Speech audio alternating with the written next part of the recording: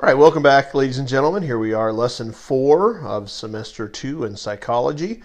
And this lesson we're going to be talking about theories of personality.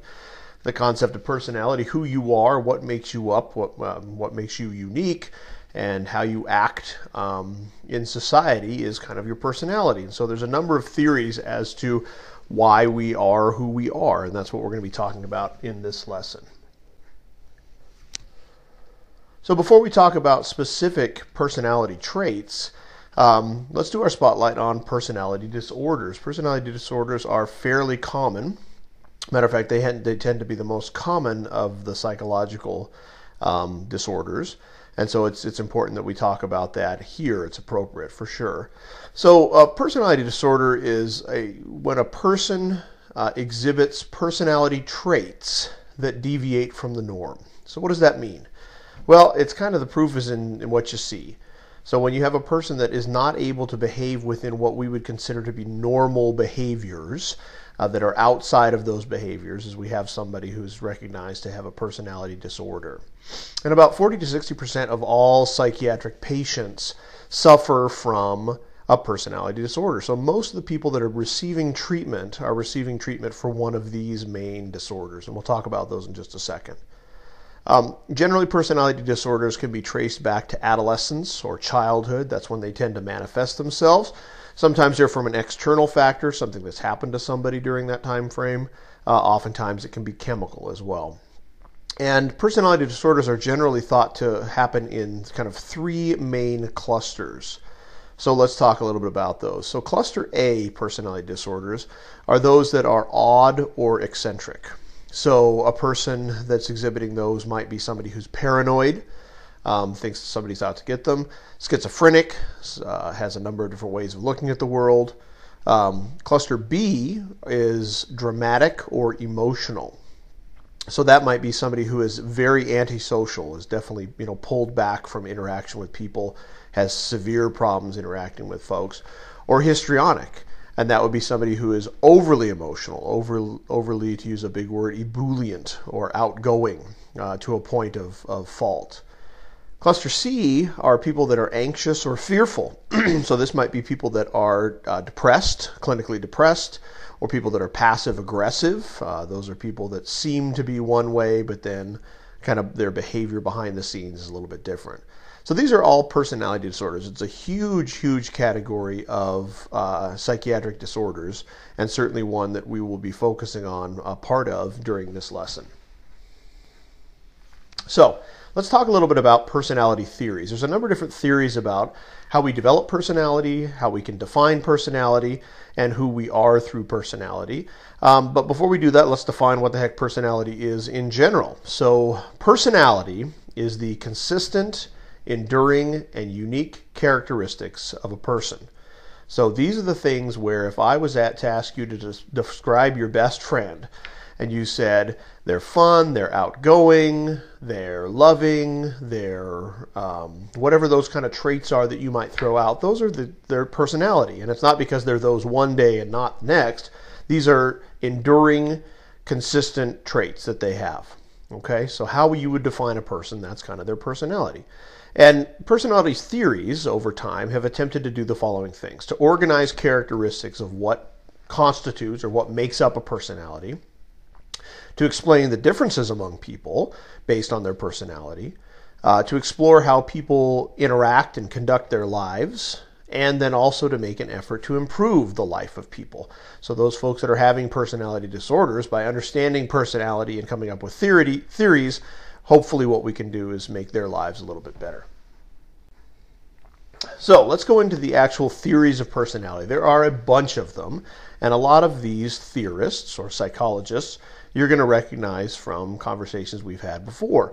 And the first one is really, the big man on campus when it comes to psychology, and that is Sigmund Freud. Dr. Freud, we talked about theories of learning, we talked about theories theories that he developed in terms of describing how a person developed, and so he also has a theory of personality.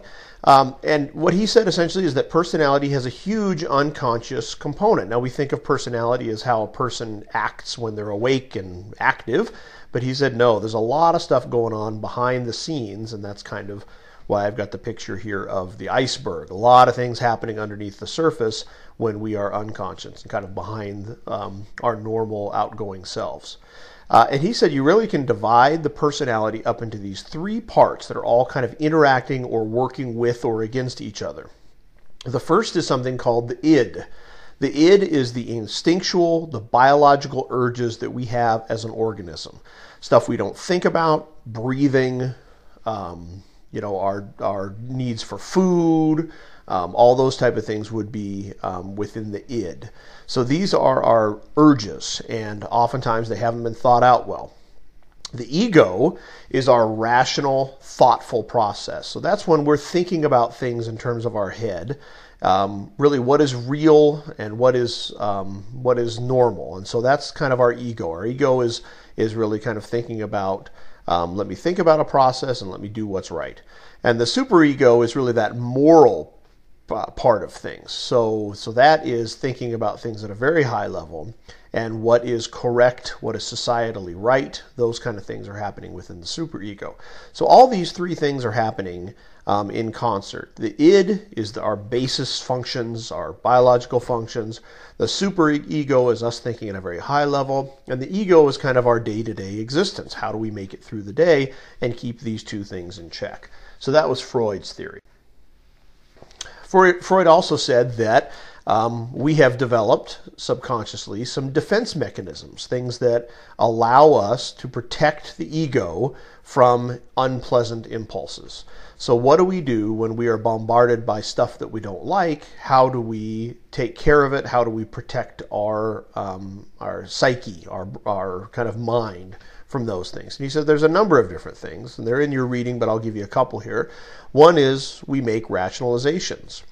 And rationalizations are when we make up some sort of an excuse for behaviors that cause us to feel anxious. So the word excuse is a real good one. So this happened, I did this because of something else, and it wasn't my fault. So we've rationalized or explained away something. We can also defend ourselves through repression. Repression, we've talked about that before. Repression is when we essentially we don't allow ourselves to think about things that make us anxious or uncomfortable. So we just kind of push those down, and we don't even acknowledge that they're real. Denial is another one that we're really good at. Denial is where we refuse to accept the reality of something that makes us nervous or anxious or scared. So I'm not going to think about or deal with the fact that my friend died or my parents died because it makes me too nervous. I'm going to deny it happened, or I'm going to deny that the doctor said that I'm sick and I should do something. It's just not going to happen. Okay? Another one would be regression. And regression is interesting because it means that we go back to a less mature pattern of behavior. This could be like a temper tantrum. So even though we have the rational ability to say, I should work through this, we need to protect ourselves through regression. So we regress into an earlier state of mental confidence. And then finally, displacement. Displacement is when we can't take out our anger on our source of frustration, so we take it out on somebody else. And this has probably happened to you, or maybe you've done this before, where you're frustrated about something, and so rather than dealing with the something that you're frustrating, you lose your mind on your friend or your mom or your dad. It has nothing to do with them. They're probably sitting there wide-eyed wondering what on earth just happened. But it's the way that we've defended ourselves. And so all these things should sound fairly familiar. We certainly do all these things, and Freud was the first one really to kind of put them down on paper. All right, talking about another theorist, this is Carl Jung. Carl Jung was an associate of Freud, worked with Freud in Austria, and he had a little bit of a different idea of personality. He was a little more positive in terms of human nature and the goodness of people in general than Freud was. And he also said that while there's a lot going on subconsciously or unconsciously, he kind of broke apart the personal unconscious decisions from collectively unconscious. And he said that that's important because in society, in human beings in general, there are a lot of instincts and urges and memories that we all have. And so we all are collectively, they're not things that we're working on ourselves, they're things that we have imported in culturally and societally. And those are what he called archetypes. So archetypes. So we all have, a desire to love our children. We all have a desire to feed ourselves. Those are things that are built into who we are as human beings, and they're not something to us personally. And then he said what we do in terms of developing our own personalities is we fit the archetypes. So we see these things in the world, we recognize what the basic archetypes are, and then we fit our personalities around them. And that's why personalities around the world are very similar, that it doesn't matter if you grew up in the rainforest of Brazil or if you grew up in Las Vegas, Nevada, that your personalities often are very similar. Another associate of Freud, who came up with a little bit of a different theory of personality, was Alfred Adler.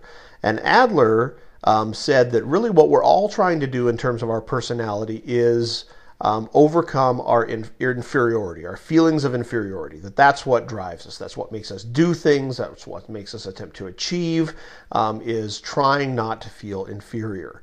And he described this feeling as the inferiority complex, and so that we all have it. And certainly we can feel comfortable with this. We've all felt that way before in our lives, that we're inferior to either somebody else, we're not living up to our own capacity, whatever it may be.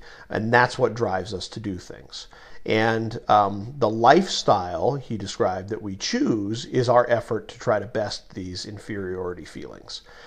He also talked a little bit about parenting, and he said the way that parents treat their children leads to a lifestyle. So if the children are babied and spoiled, that will lead to one set of circumstances. If they're ignored, that would lead to a different set of circumstances. So he also went into a little bit, not only parenting or personality, but also parenting as well.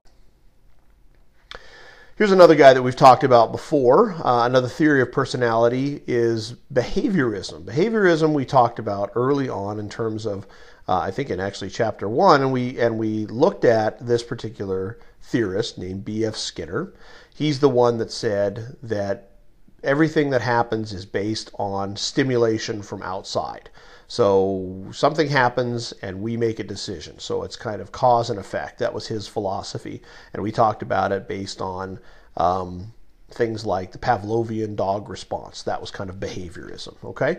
So in terms of how it fits with personality, what B.F. Skinner said was that, that's all this Freud stuff is pretty deep, all this stuff going on, when really people are acting and people are making personality decisions just by and you can figure it out by looking at their external behaviors. So look and see what they do, and that defines who they are. So we can take a look and see how people behave, and then if we want to change that, we can reinforce, either positively or negatively, the behavior. So if we like the behavior that we observe, we reinforce it. If we don't like it, we take it away and we try to change it. And so this really was an effort to say, it doesn't matter what's going on deep down in the recesses of the brain and what the motivators are. What we can say is, we see what the behavior is, and we can either deal with it or not deal with it, depending on what we want to do. And so this was a powerful idea because it's very pragmatic and action-oriented. You're not thinking theoretically of deep things here. You're looking at how somebody does something and dealing with the behavior. And that's behavioralism. Another one would be social cognitive theory of personality, and this was based on a guy named Albert Bandura, and he essentially said that our personality is developed by observing other people, so that we look and see how people are behaving, our parents, our peers, etc., and we develop a personality based on what it is that they're doing. And so our personality can change depending on who has influence in our lives. And he said that really what's going on here is a desire for self-efficacy. Excuse me, that's a tough word to say. Self-efficacy. And that is our view of our ability to succeed. That our behaviors and our outcomes are based on our chances of success. And as long as we feel like there's a good chance of success, we will continue to behave in that way. If we see that there's not a good chance, we will change our behavior and change our personality to fit our best chance of success in whatever that success is. So that was kind of social cognitive theory. The next one, and I know we're going through a bunch of these, but you'll get more of this in your book, theory of personality was the humanistic. And this is based on Abraham Maslow. And that should sound really familiar because we just dealt with Mr. Maslow in terms of his hierarchy of needs. Remember we said we have to have the basic needs, the biological needs, things like food and water and shelter. Those have to be met before we can start working our way up and thinking more deeply. So this can be talked about in terms of personality as well. And he said that ultimately what we're all trying to go for is something called self-actualization. That's the top of the pyramid, if you look at the pyramid on this slide. The top point, the deepest we can go in terms of our defining ourselves as human beings, is self-actualization. And that's where we've realized our potential as unique human beings. We've done everything we can based on our potential as a person. He also was unique in that his theory, his humanistic theory, was based on looking at healthy, well-adjusted people. In the past, Freud or some of the other analysts all looked at people that were having problems, that had personality disorders or had personality problems or were in some way in psychiatric stress. Maslow said, let's not do that. Let's look at the folks who seem to be doing well, and let's define what they're doing, and then let's try to emulate that, which actually makes an awful lot of sense. And of course, what he said was, just like we talked about a bit ago, is that your basic needs must be satisfied before we can become self-actualized and truly reach the top end of our personality. And so that's a little bit sad, actually, because obviously a large percentage of people on this planet, about 7 billion people on this planet, at least half and probably more, don't have their basic needs met and therefore don't have the ability to develop to their fullest potential. And when you think about humankind and the amount of people that aren't able to make those kind of contributions, that's pretty sad. All right, similar to Maslow was another theorist by the name of Carl Rogers, and he proposed the personality of self.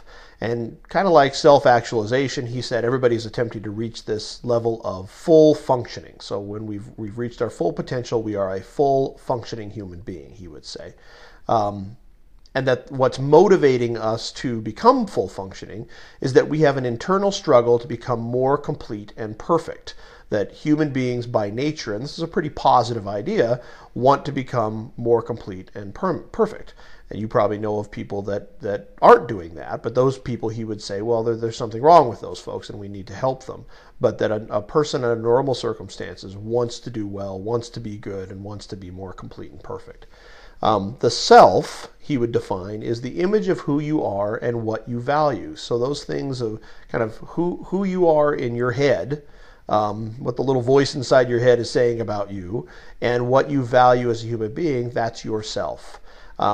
And he made a very profound concept that was very different than Freud and Freud's contemporaries, and that is that life is in the conscious state, and that we are making decisions consciously about how we are, who we are, and how we wish to live.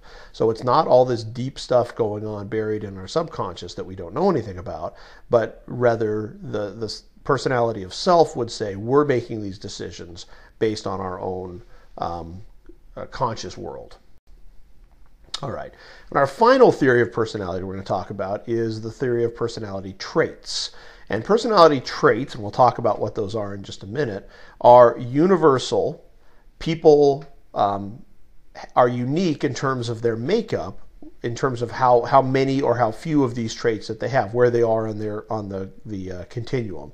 And that's a hard concept, but let me kind of compare it to what we just talked about last time, which was Howard Gardner's multiple intelligences theory.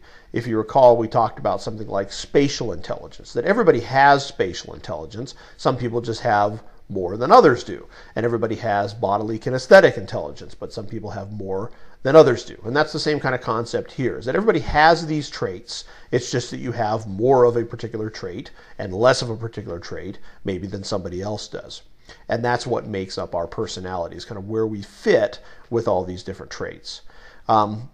It also suggests that we can understand people by observing their traits. We can list these traits out and we can test and we can see kind of where we fall in terms of all these traits. As a matter of fact, you will take a personality test as part of this lesson. And that we can then use where they fall with their traits to predict their future behavior. If we know kind of where they are on the continuum, we can say, all right, we can extrapolate this forward and this person will probably behave in this way. Those big 5 traits, if they broke them down into 5 main ones, are the following. Extroversion. And extroversion is the idea of being kind of outgoing and social. Agreeableness, that's pretty basic in terms of that we're kind, we're trusting to others, that's being agreeable. Conscientiousness, that's people doing what they're supposed to be doing, they're dutiful, they're organized, they're responsible, that's to be conscientious.